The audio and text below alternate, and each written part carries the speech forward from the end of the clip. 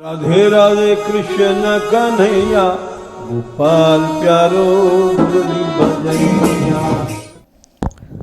जय श्री राधे, जय श्री राधे।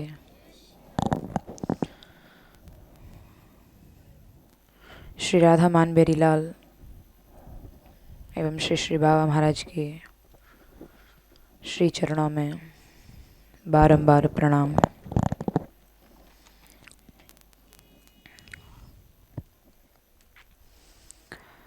आगे क्रम में 52वां श्लोक है। इस श्लोक में श्री राधा रानी की नित्य सहचरी का स्वरूप प्रकट किया है।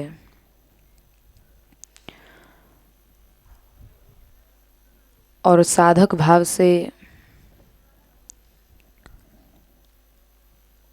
उस लीला में प्रवेश पाने की कृपा याचना की है। और सखी रूप से, किंकरी रूप से वो सदैव उस लीला में हैं। तो सहचरी का स्वरूप क्या है, कैसे श्री जी उसके ऊपर करुणा करती हैं, इसका बड़ा सुंदर भाव टीकाकार ने प्रकट किया है।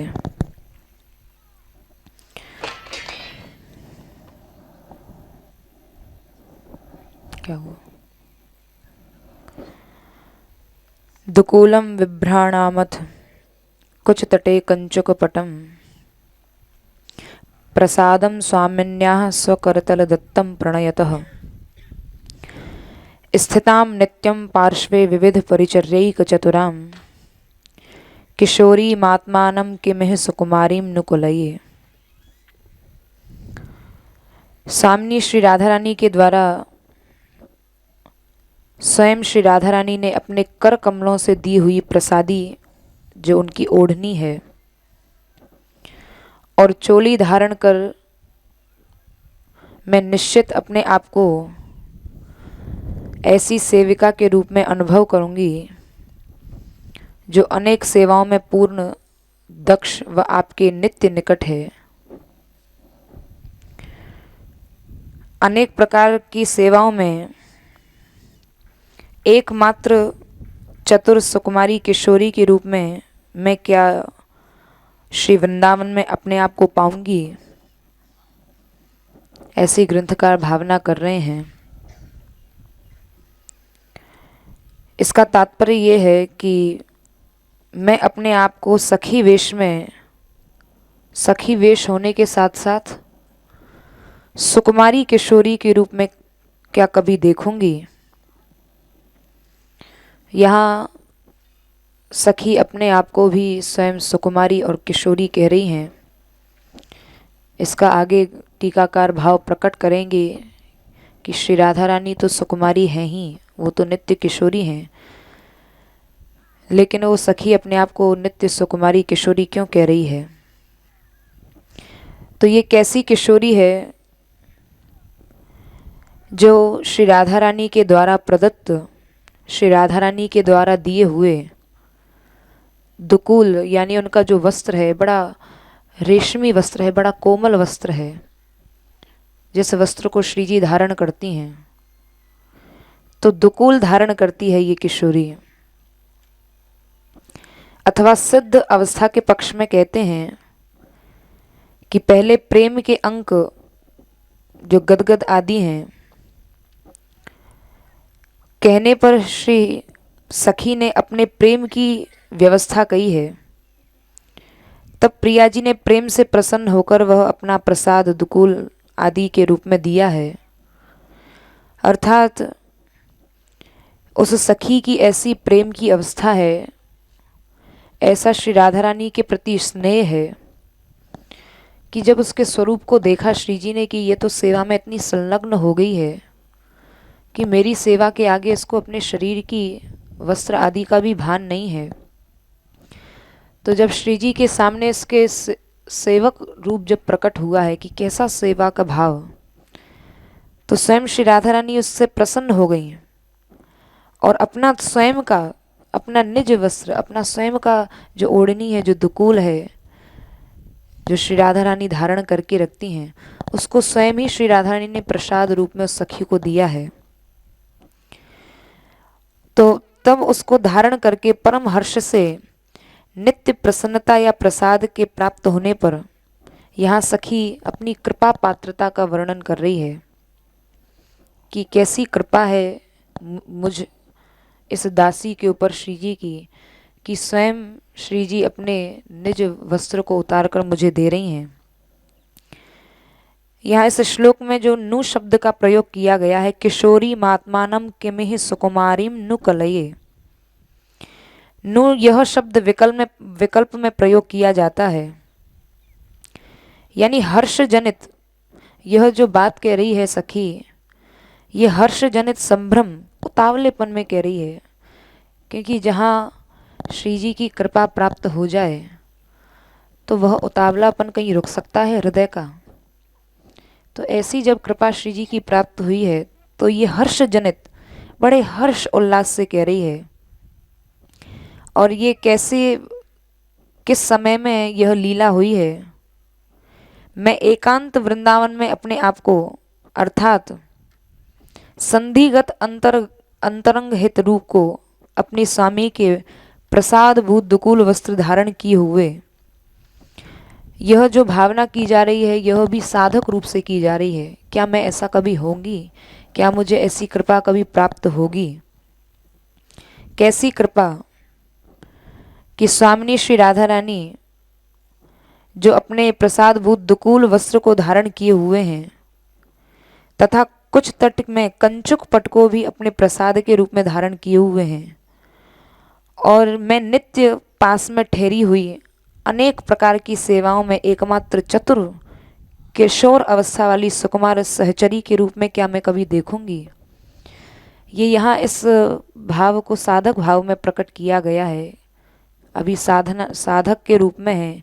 क्या मैं ऐसी निज सहचरी श्री जी की बन पाऊंगी कि श्री राधा रानी अपना स्वयं का वस्त्र उतार कर मुझे दें? क्या मैं ऐसी सेवक भाव में पूर्ण हो पाऊंगी?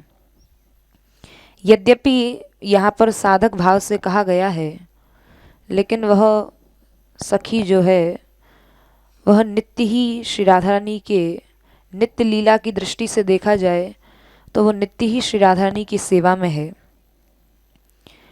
मैं अपने आप को धन्य मानती हूँ, यानी अपने आप को इस कथन के द्वारा स्वयं अपने भाग्य की सराहना कर रही है सखी। अब यहाँ यह भाव जो प्रकट कर रहे हैं आगे टीकाकार, यह सखी के भाव में प्रकट कर रहे हैं कि अब वह सखी श्री राधा रानी की सेवा जिसको प्राप्त है, अब वो सेवा प्राप्त होने के बाद वह क्या कहती है, कैसा सौभाग्य अपना वर्णन करती है। तो यद्यपि वह सखी रूप से नित्य ही हैं, तो भी मैं अपने आप को इस कथन के द्वारा, यानी कह कर, इसका मतलब यह है उस अपने सौभाग्य का वर्णन कर करके अपने भाग्य की सराहना कर रही है, कैसा सौभाग्य मुझे प्राप्त हुआ है। तो इस कथन के द्वारा अपने भाग्य की सराहना करती है कि अहो भाग्य, मेरा अहो भाग्य कहती है, और अहो भाग्य कहकर आश्चर्य मानती है। और कैसी मुझ दासी पर कृपा है, श्री राधा रानी की कृपा का वर्णन कर करके श्री राधा रानी की कृपा की पराकाष्ठा दिखाती है कि कैसी श्री जी की कृपा की पराकाष्ठा है कि अपने एक निज सेवक को, एक छोटे से छोटे सेवक का भी श्री जी कैसा ध्यान रखती हैं, कैसा उससे प्रेम करती हैं, कैसा उससे लाड़ लड़ाती हैं। तो यहाँ पर अपने भाग्य की चर्चा करके अपना अहो भाग्य कहकर श्री राधा रानी के अनुग्रह की प्रशंसा करती है। श्री राधा रानी के कृपा प्रसाद की पराकाष्ठा को यहाँ सखी दिखा रही है, और अपने मुख से अपने ऊपर स्वामिनी के प्रसाद या अनुग्रह की प्रशंसा करती है। और उस सखी का देखो, सेवक का जो भाव होता है वह यही होता है।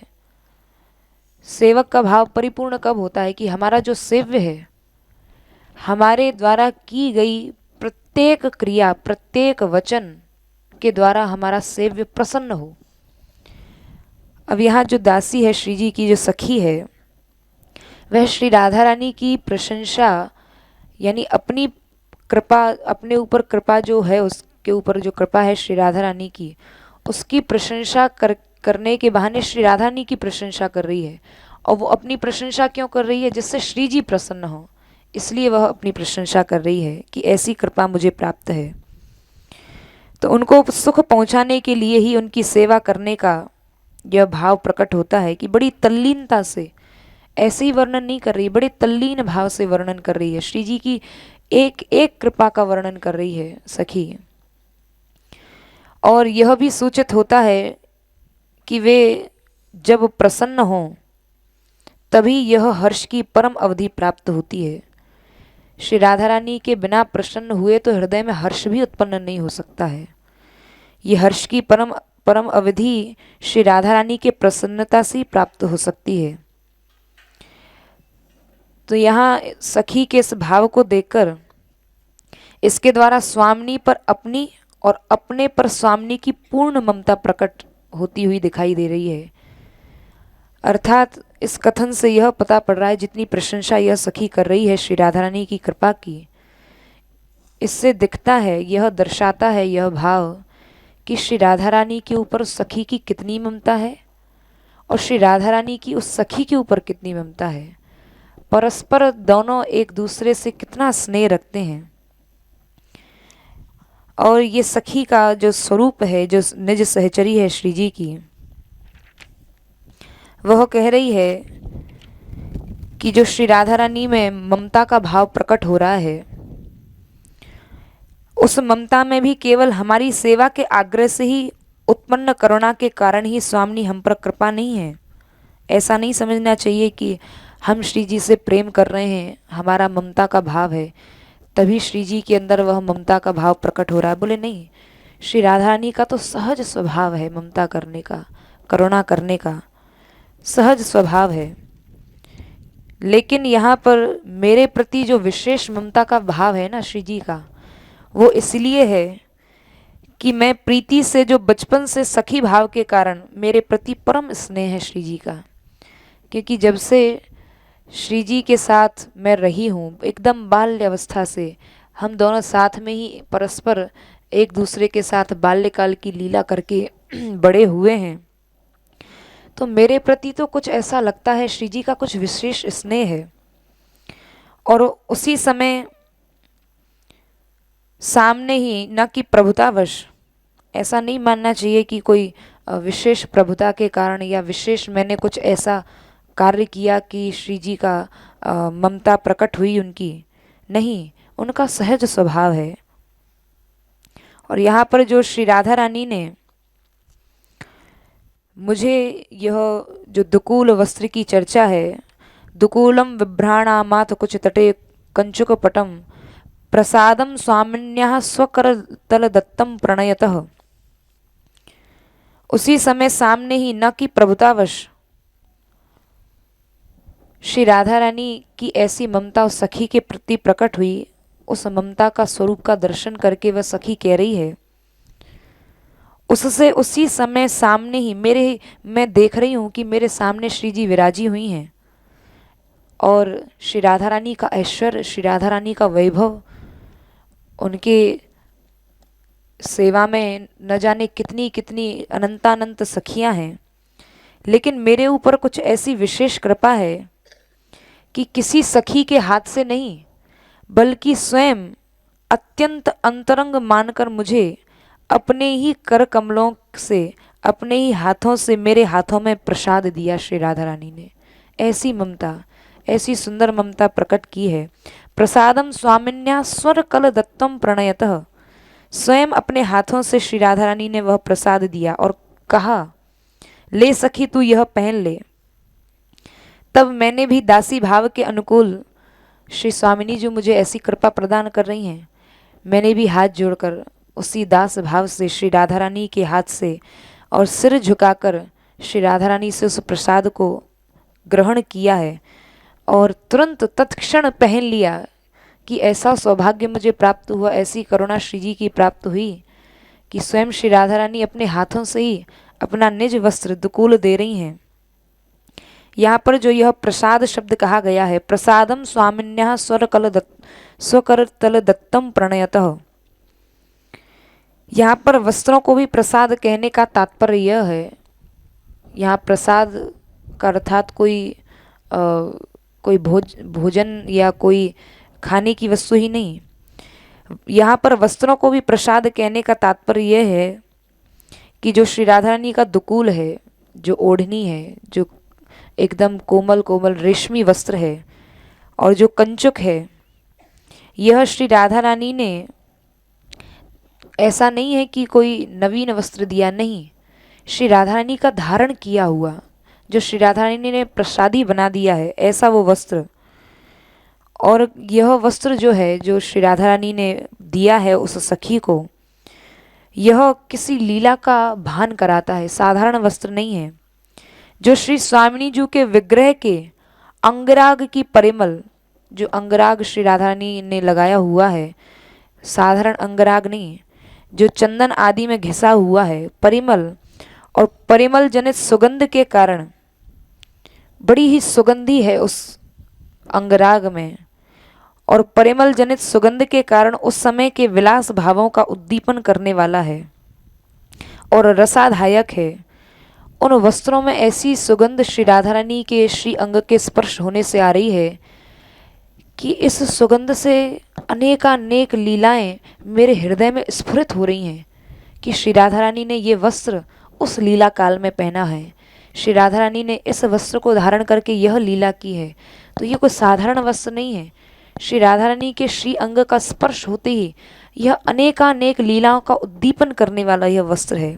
तो इसलिए यहाँ केवल वस्त्र ही नहीं कहा गया, यह इसको प्रसाद कहा गया, कि यहाँ पर वस्त्र को ये प्रसाद कहने का यही तात्पर्य है कि स्वयं श्री राधा रानी ने उसको धारण किया है, स्वयं अपनी प्रसादी बनाकर उस सखी को दिया है। क्योंकि यह सौभाग्य जिसका पान वह सखी कर रही है, जिस सौभाग्य की वह साधिका है, उस समय सखी के अनिर्वचनीय प्रेमानंद का क्या वर्णन किया जाए। जो आनंद उस समय सखी को प्राप्त हुआ है उसका वर्णन नहीं किया जा सकता, कि स्वयं श्री राधा रानी अपने ही कर कमलों से अपने ही निज प्रसादी वस्त्र को उस सखी के हाथ में दे रही हैं कि ले तू इसको धारण कर, अभी कर। उस सौभाग्य का क्या वर्णन किया जाए, उसके हृदय में कैसी प्रेम की लहर दौड़ गई होगी, यह अनिर्वचनीय कह दिया, इसका वर्णन नहीं किया जा सकता। श्रीमद् राधा सुधा निधि के 183 श्लोक में कहा है, कदा गोविंदाराधन ललित तांबूल शकलम मुद्रा स्वादम स्वादम पुलकित मुनिर प्रिय सखी दुकूले नोन्मीलन कमलम किंजल रुचिना निवितांगी संगीत कनक कला शिक्षयति माम। ये जो सौभाग्य है, सखी कह रही है कि वह कौन सा दिन होगा जब गोविंद के द्वारा आराधन काल में, जब श्याम सुंदर स्वयं अपने हाथ से श्री राधा रानी को तांबूल खंड का आनंद पूर्वक प्रदान करेंगे और श्री राधा रानी स्वयं श्री श्याम सुंदर के हाथ से वह तांबूल लेकर और स्वाद लेते हुए पुलकित, पुलकित यानी प्रेम हर्ष आदि से गदगद, एकदम रोमांचित, श्री विग्रह वाली नवीन कमल के केशरों की कांति जिनमें प्रकट हो रही है, ऐसी श्री राधा रानी जो दुकूल वस्त्र से आवृतांगी होकर संपूर्ण उस वस्त्र से अपने शरीर को ढके हुए हैं, मेरी प्यारी श्री राधा रानी मुझे संगीत संबंधी अपनी कलाओं की शिक्षा प्रदान करेंगी। ऐसा सौभाग्य कब प्रकट होगा। तो यहाँ इस श्लोक में जो द्वितीय चरण में पुलकित जो यह शब्द कहा है, पुलकित नुर में, यहाँ पर यह जो तनुर में यह शब्द जो कहा है, तनु रूप से मतलब छोटी सखी के पक्ष में जानना चाहिए कि मैं उनकी अत्यंत छोटी सखी हूँ, यानी कैसा दास भाव कि अत्यंत में छोटी सखी का भाव प्रकट कर रही हैं। तो मैं ऐसी कब सौभाग्य प्राप्त करूंगी कि स्वयं श्री राधा रानी उनके मुख में तांबूल चबा रही हैं, जो स्वयं श्री श्याम सुंदर के हाथों से दिया हुआ है, और उस अवस्था में श्री राधा रानी मुझे संगीत की विद्या प्रदान करेंगी। तो यहाँ पर एक और बात स्पष्ट की गई कि दुकूल को प्रसाद कहने पर जो फिर कंचुक पट के विषय में कहा गया है, दुकूल तो दिया ही है, लेकिन जो कंचुक पट के विषय में कहा गया है कि कंचुक पट भी दिया है, वह कृपा और वात्सल्य का स्वरूप है। यानी श्री राधा रानी कितनी कृपामयी है कि उस सखी के एक एक बात का स्मरण करती हैं, एक एक बात का। अपनी ओढ़नी भी दी, अपना कंचुक पट भी श्री राधा रानी ने दिया है। इससे श्री राधा रानी का वात्सल्य भाव प्रकट होता है। श्री जी का वात्सल्य स्वरूप कैसा है? ऐसा श्री जी का वात्सल्य में स्वरूप है। इस श्लोक के अर्थ में आश्चर्य का प्रकाशन किया गया है। आश्चर्य का प्रकाशन क्यों किया गया है? अर्थात उस प्रकार की दया प्राप्त होने पर भी प्रमाद या असावधानता नहीं आई। अब उस सखी को इतनी कृपा श्री जी की प्राप्त हो गई है कि यहाँ पर अब ऐसी अवस्था आ गई है कि सखी तो श्री राधा रानी का ध्यान रखती ही है, यहाँ उल्टा श्री जी श्री उस सखी का ध्यान रख रही हैं कि कहीं इसको किसी भी वस्तु का अभाव तो नहीं है। स्वयं श्री जी अपने वस्त्र को उतार के दे रही हैं, अपने कंचुकी को उतार के दे रही हैं। क्योंकि देखा जाता है कि व्यवहार में जब किसी बालक को माता पिता बहुत ज़्यादा लाड़ दे देते हैं तो लाड़ में बालक बिगड़ जाता है। अत्यधिक जब लाड़ होता है, तो यहाँ श्री जी जब इतना लाड़ दे रही हैं, प्रेम दे रही हैं उस सखी को, तो यहाँ एक बड़ा सुंदर यह भाव प्रकट किया है कि श्री जी की इतनी दया प्राप्त होने पर उस सखी में प्रमाद या असावधानता तो नहीं आ गई। कहीं ऐसा तो नहीं इतना लाड़ प्रेम प्राप्त हो गया कि अब वह सेवा में असावधानता आ जाए, प्रमाद आ जाए। तो इसलिए कहते हैं कि सदा ही पास में रहती हुई स्थिताम नित्यम पार्श्वे। मैं आदमी बिगड़ेगा तो जब दूर होगा, लेकिन मेरे को तो बिगड़ने की, असावधानता की कहीं कोई आशंका ही नहीं की जा सकती। क्यों? क्योंकि मैं स्थिताम नित्यम पार्श्वे, मैं सदा ही पास रहती हूँ, उनके सदा ही निकट ही रहती हूँ। तो कैसे फिर असावधानता हो सकती है, कैसे प्रमाद आ सकता है? और नित्य पास में भी कहाँ विराजती हूँ? युगल रूप में जिस ओर श्री राधा रानी है उनकी ओर में विराजती हूँ, श्री राधा रानी के चरणों में विराजती हूँ, श्री राधा रानी के समक्ष विराजती हूँ। और उन्हीं के समीप सदा रहने का अर्थ ये है स्थिताम नित्यम पार्श्वे। यहाँ नित्यम पार्श्वे का यह भी अर्थ लिया गया है कि एकांत लीलाओं के समय जो श्री राधा रानी की श्याम सुंदर की अत्यंत निवृत्त निकुंज की लीला है, उन एकांत लीलाओं के समय भी मुझे वहाँ से नहीं हटाया जाता। ऐसा सौभाग्य मुझे प्राप्त है। और ऐसे समय में विदग्ध युगल जो हैं, जो बड़े चतुर हैं, निपुण हैं, कुशल हैं, ऐसे विदग्ध युगल के पास मुग्ध सखी जन की स्थिति विशेष सुख कारक नहीं हो सकती। अब श्याम सुंदर श्री राधा रानी युगल रसराज एकांत रस की लीला कर रहे हैं और उस समय सखी भी पास में बैठी हैं, तो ये सखी के लिए उचित नहीं है। तो सखी सहचरी जो हैं वो इतनी कुशल हैं कि वो समझ जाती हैं कि अब श्याम सुंदर की श्री राधा रानी की एकांत निवृत्त निकुंज की लीला प्रारंभ हो चुकी है। तो सब सखियां अपने अपने कार्य में, अपनी अपनी सेवा में संलग्न हो जाती हैं। कोई निकुंज द्वार पर बैठ के पहरा देती है कि कोई बाहर से न आने पाए। तो इस प्रकार अतएव वह सखी कहती है कि मैं अनेक प्रकार की सेवाओं में एकमात्र चतुर हूँ, विविध परिचर्यैक चतुराम। यहाँ सखी को यह सौभाग्य जो प्राप्त है वो ऐसे ही नहीं प्राप्त है, क्योंकि वह सखी ऐसी है कि एकमात्र सब प्रकार की सेवाओं में चतुर है। क्योंकि एक एक सेवा की अनेक अनेक प्रकार की विधाएं होती हैं, एक एक सेवा अनेक अनेक प्रकार की होती है। अब जो अंतरंग सेवा है उसमें चरण संवाहन की सेवा है या किसी की पान बीड़ा आदि देने की सेवा है, तो इन एक एक सेवाओं की अनेक अनेक प्रकार की विधाएं होती हैं, अनेक अनेक प्रकार की परंपराएं होती हैं। तो जब से मैं यहाँ एकमात्र चतुरा कहने का क्या तात्पर्य है? एकमात्र चतुरा कहने का यही तात्पर्य है कि एक एक सखी जो है वो एक एक सेवा में चतुर है, लेकिन मुझ सखी के ऊपर श्री जी की ऐसी कृपा है कि मैं श्री राधा रानी की अनेक सेवाओं में चतुर हूँ, अनेकानेक सेवाओं में। कि इस और यहाँ स्वयं श्री राधा रानी उस सखी के गुणों का वर्णन कर रही हैं।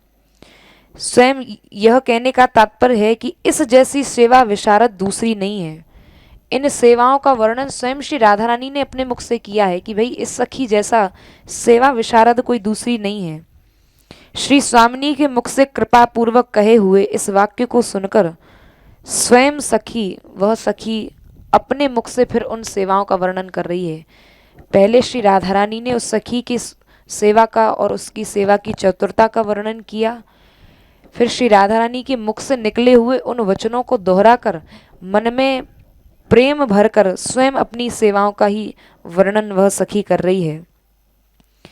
तभी दुकूल आदि को भी प्रसाद भी कहती है कि श्री राधा रानी का जो दुकूल वस्त्र है, ओढ़नी है, वह प्रसाद रूप में श्री राधा रानी मुझे प्रदान करती हैं। तो इस प्रकार प्रिया प्रियतम विदग्ध या चतुर युगल हैं। तो चतुर युगल हैं तो चतुर युगल की चतुर ही सेविका भी होगी, क्योंकि चतुर युगल के सेवा में कोई ऐसी वैसी सखी तो होगी नहीं, उसके अंदर भी ऐसा चातुर्य है। चातुर्य यानी यहाँ कोई चंट चालाक वाला चातुर्य नहीं, सेवा में एक कुशलता होती है, क्योंकि वह सखी सेवा कुशल है। क्योंकि अगर वह कुशल नहीं होगी, चतुर नहीं होगी, तो श्री जी क्या चाहती हैं, युगल सरकार क्या चाहते हैं, किस लीला का संपादन करना चाहते हैं, किस लीला को संपन्न करना चाहते हैं, तो वह समझ ही नहीं पाएगी। तो यहाँ चतुरता का मतलब यही है कि श्री राधा रानी यदि नेत्रों में भी इशारा करती हैं तो वो नेत्रों के इशारे से समझ जाती है कि श्री जी क्या कहना चाहती हैं। श्याम सुंदर क्या भाव लेकर उस सखी के पास अपनी बात को सिद्ध करने आए हैं, श्याम सुंदर के कहने की आवश्यकता नहीं है। वह सखी समझ जाती है कि अब क्या लीला करने आए हैं श्याम सुंदर, क्या कहने आए हैं, किस लीला का संपादन करने के लिए आए हैं, मुझे स्वामिनी जी से क्या जाकर कहना है श्याम सुंदर के विषय में, ये श्याम सुंदर के कहने की भी आवश्यकता नहीं पड़ती है। वह सखी श्याम सुंदर के नेत्रों को ही देखकर समझ जाती है कि श्याम सुंदर क्या कहना चाहते हैं। तो ऐसे प्रिया प्रीतम विदग्ध और चतुर हैं, ऐसी ही उनकी सखी जो है वो सेवा में कुशल है। यह बात कहने पर यहाँ समान अवस्था श्याम सुंदर और श्री राधा रानी की नव किशोर अवस्था है, और यहाँ पर उस सखी की भी वही अवस्था है जो प्रिया प्रियतम की है। क्योंकि जैसे प्रिया जी नित्य किशोरी हैं, ऐसे ही मैं भी अपने आप को किशोरी देखूंगी, क्योंकि अपने समान और अपने वयस परिकर में ना हो तो विलासी प्रभुओं को विशेष आनंद हुआ करता है। अर्थात यह कि जो अपना मंडल, कोई भी जो मित्र मंडल होता है, मित्र मंडल किसको कहते हैं, जो समान अवस्था के उसमें लोग हों, समान जिनका ऐश्वर्य हो, जिनका प्रभाव हो, समान उम्र हो। आपस में बालक बालक भी मित्र बनते हैं तो वो अपने ही समान उम्र के ही बनाते हैं, कोई बड़ा या छोटा नहीं, क्योंकि वो एक दूसरे की अपनी बात समझ सकते हैं कि उनके स्तर की क्या बात है, वो क्या करना चाहते हैं। तो यहाँ पर नित्य किशोरी कहने का जो अर्थात भाव है सखी का कि मैं भी नित्य किशोरी हूँ, उसका यही है क्योंकि श्याम सुंदर और श्री राधा रानी की भी नित्य किशोर अवस्था है। जब तक अगर सखी की भी वह अवस्था नहीं होगी तो प्रिया प्रियतम को कैसे सुख मिलेगा। तो इसीलिए अपने आप को सुकुमारी भी कहा गया है, क्योंकि सुकुमारों की दृष्टि में समीपस्थ जनों के शरीर, मन, वचन की क्रियाओं में किसी भी प्रकार की कर्कशता उन्हें प्रसन्नता नहीं देती है। कोई अत्यंत सुकुमार व्यक्ति है और अत्यंत सुकुमार के पास यदि सेवक के रूप में कोई बड़ा कर्कश व्यक्ति आ जाए तो वो सुकुमार होने के कारण वो उसको झेल नहीं पाएगा, क्योंकि वो इतना सुकुमार है कि वो उसका आचरण, उसकी की हुई क्रियाएं उसको अच्छी नहीं लगेंगी। तो सुकुमार के सेवा में सुकुमारी ही हो तो उसको अत्यंत आनंद आएगा।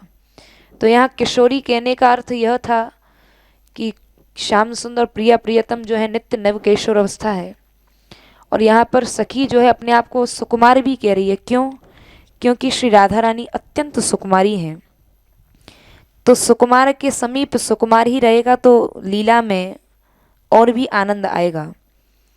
तो सुकुमार के निकटस्थ जन भी जो होते हैं उनके अनुरूप ही सुकुमार होने चाहिए। फिर उन अपनी सुकुमारता के बिना उन परम सुकुमार प्रिया प्रियतम के शीतन उष्ण कठोर विलंब भोज्य पेय आदि पदार्थों की प्राप्ति में देर, ये सब बातें, इन सब बातों का ज्ञान सखी को तभी हो सकता है जब वो अत्यंत सुकुमार है कि ठाकुर जी को क्या चाहिए, कुछ पेय चाहिए या खाने की वस्तु चाहिए, या श्याम सुंदर को श्री राधा रानी को प्रिया प्रियतम को अब शीत लग रहा है या उष्ण लग रहा है, तो यह सखी वो तभी जान सकती है ना जब वह खुद सुकुमारी होगी। क्योंकि एक भूखा व्यक्ति ही दूसरे भूखी की पीड़ा को जान सकता है, जो भरे पेट का वो क्या जानेगा। तो यहाँ नित्य सुकुमारी होने का सखी का यही भाव दिया गया है कि क्योंकि श्याम सुंदर श्री राधा रानी नित्य सुकुमार हैं तो वह भी नित्य सुकुमारी है।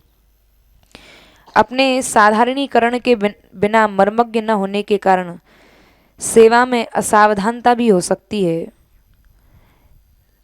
किमपि सुकुमारम विजयते, इसलिए युगल के समान ही शील स्वभाव, अंगस्थिति और प्रकृति का होना आवश्यक है। इसलिए पूर्व श्लोक में, जिसका हम लोगों ने कल वर्णन सुना, पूर्व श्लोक में भी कहा गया कि कोई सुकुमार रत्न सबसे अधिक उत्कर्ष से विराजमान है। किमपि सुकुमारम विजयते, बार बार उनके लिए सुकुमार शब्द का प्रयोग किया है।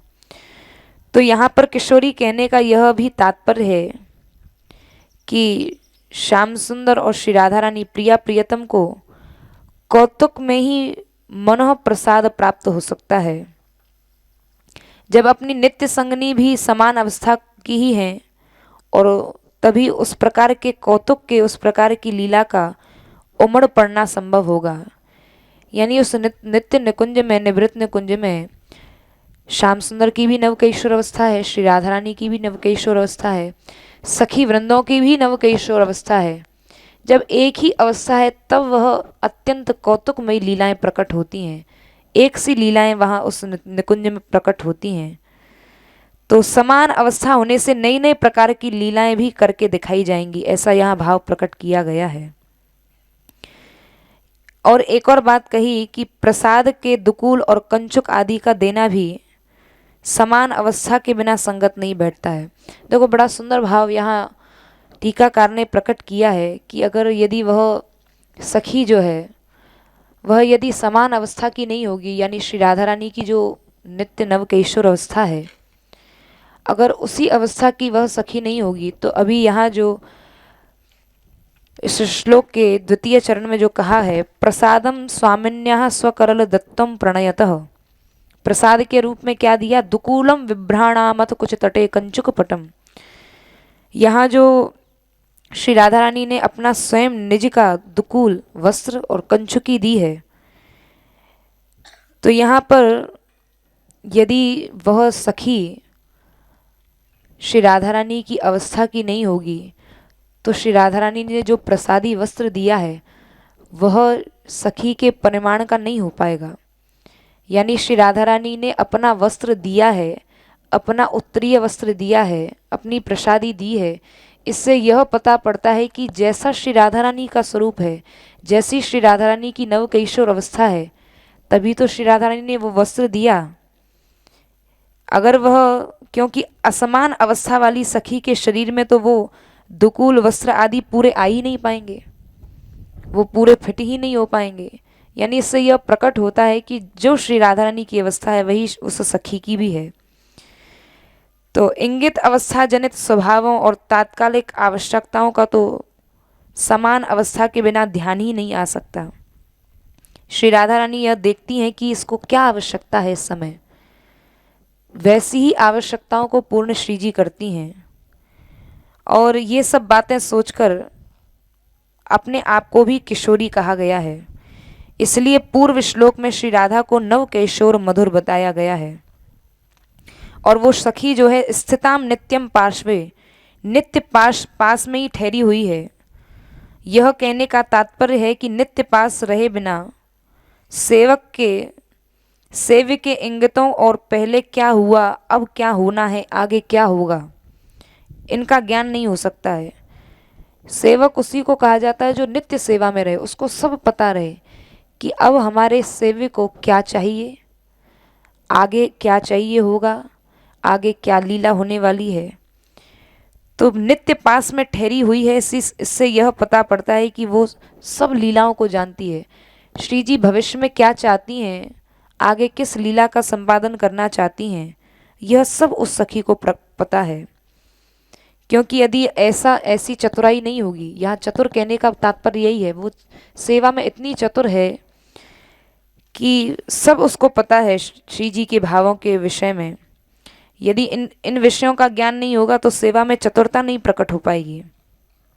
प्रिया प्रियतम की प्रेम और रस की लीला की तरंगों की परंपरा का, क्योंकि उस सेवा में नित्य नवीन तरंग उठती रहती हैं और नित्य नवीन क्षण क्षण में नई नई लीलाएं प्रकट होती रहती हैं। श्याम सुंदर की अनेक प्रकार की लीलाएं प्रकट होती रहती हैं। तो नित्य पास में वो सखी रहती है, तभी उन लीलाओं का दर्शन हो पाता है। यदि नित्य पास में नहीं रहेगी तो उन लीलाओं का कैसे दर्शन होगा। तो नित्य पास में रहने से ही संपूर्णतया दर्शन हो सकता है और उस संपूर्ण दर्शन से ही लीला का पूरा ज्ञान हो सकता है। तो उसके अनुसार ही सखी के मन में उस समय के कर्तव्य, अब मुझे क्या करना चाहिए, अब श्री जी ने यह लीला की तो इस लीला में मेरी क्या सेवा है, मुझे क्या सेवा करनी चाहिए, उसको प्रत्येक बात का पता है। प्रत्येक श्री राधा रानी की सुख के विषय में उसको ज्ञान है। मुझे अभी क्या करना चाहिए जिससे प्रिया प्रियतम की रुचि बढ़े, मुझे कैसा वचन बोलना चाहिए। देखो कैसा उसका एक एक भाव उसके प्रकट हो रहे हैं।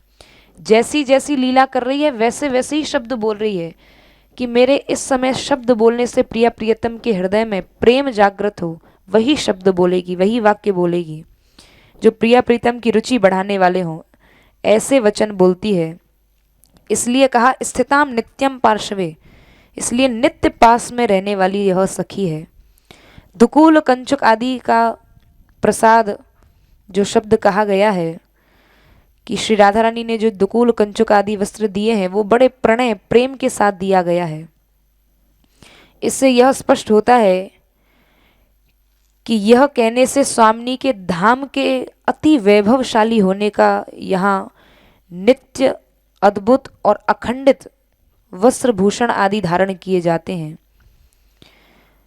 इस शब्द से यह भाव प्रकट होता है कि श्री राधा रानी के धाम का वैभव प्रकट हो रहा है। पहली बात तो कि श्री राधा रानी जो वस्त्र प्रदान कर रही हैं, इसका मतलब श्री जी का कैसा वैभव है। इससे धाम की असाधारणता, सर्वसाधारणता का अभाव आशंकित होता है कि मैं प्रिया जी के उतरे हुए ही वस्त्र आभूषण धारण करूंगी। इस कथन द्वारा उनके विलक्षण कृपा पात्र होने की तथा निष्ठा की दृढ़ता की सूचना दी जाती है कि स्वामिनी जी के कर कमलों से दिए हुए वस्त्रों को ही, यह यहाँ दो भाव प्रकट हो रहे हैं कि मैं स्वामिनी जी के दिए हुए वस्त्रों को धारण करती हूँ, और दूसरा यह भाव प्रकट होता है कि स्वामिनी जी के कर कमलों से दिए हुए वस्त्रों को ही केवल मैं एकमात्र धारण करती हूँ और कुछ नहीं धारण करती हूँ।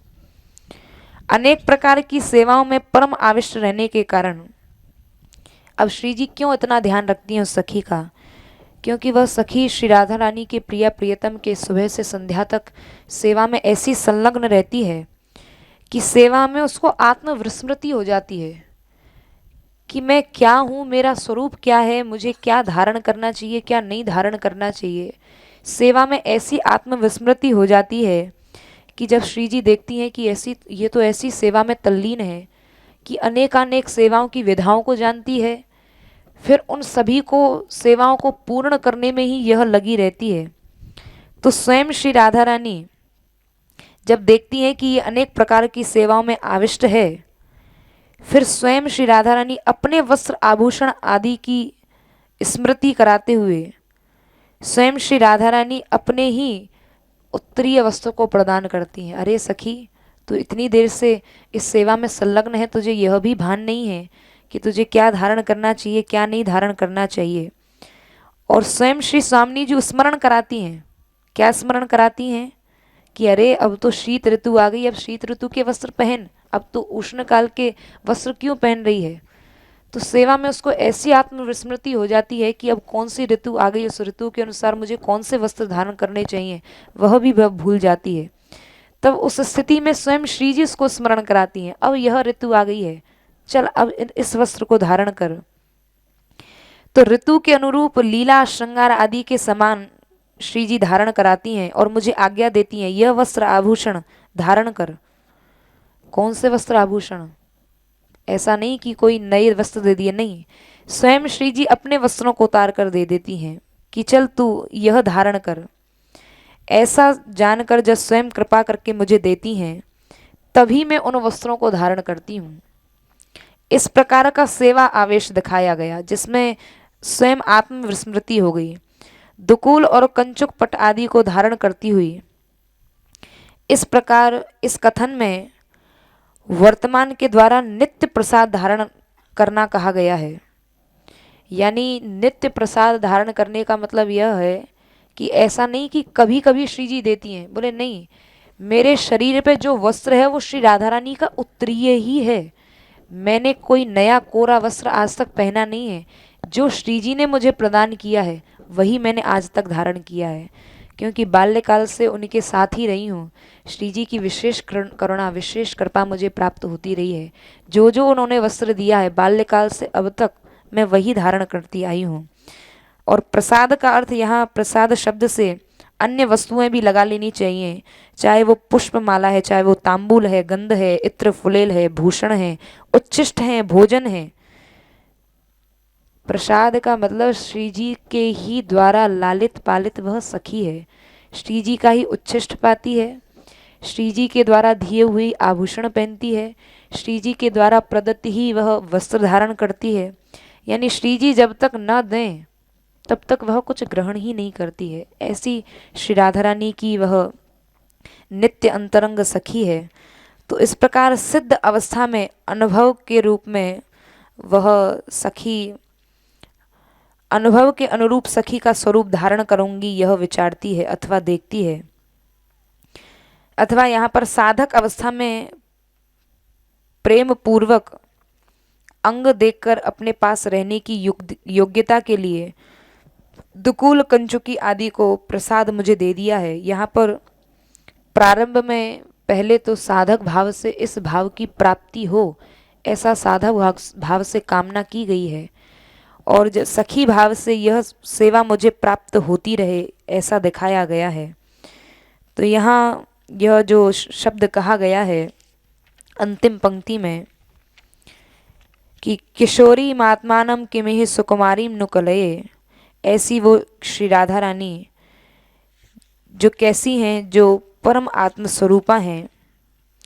तो आत्मा शब्द से यह सूचित किया गया है कि आत्मा तो स्वयं स्वतः ही शुद्ध ही है, उससे इस प्रकार के सखी भाव से परिणित अहंकार प्राप्त हुआ है कि उसको अब यह सखी भाव का अहंकार हो गया है।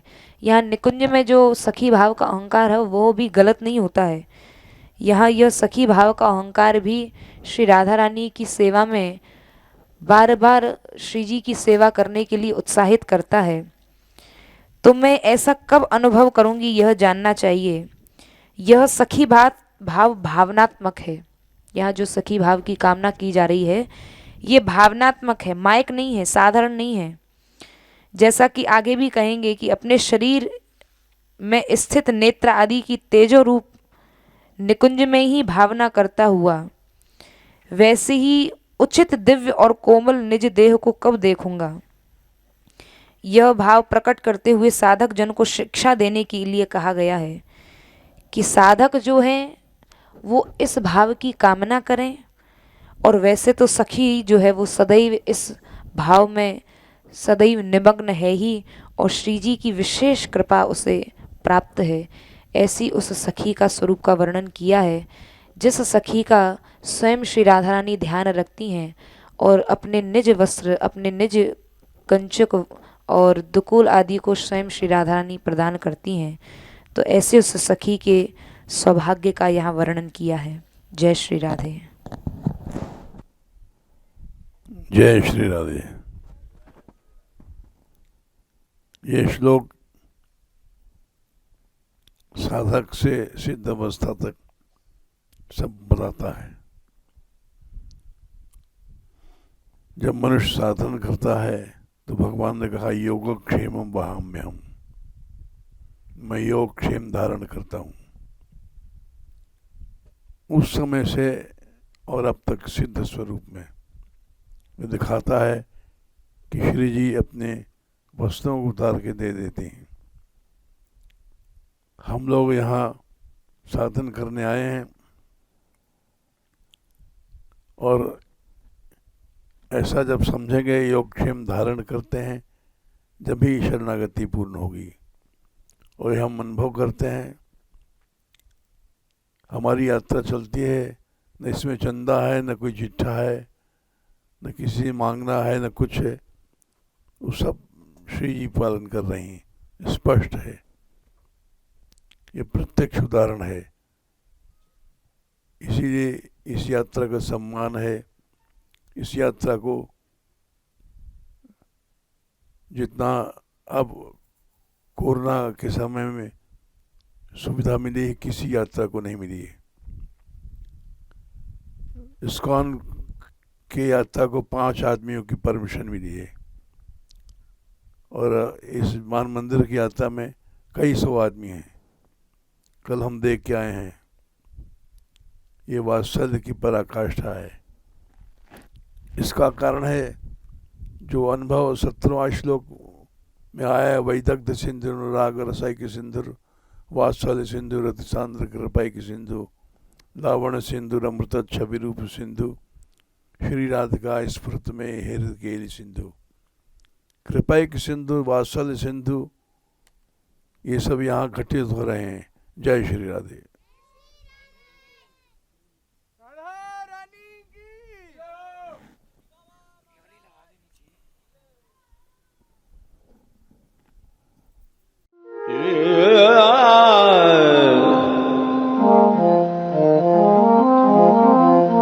Yeah.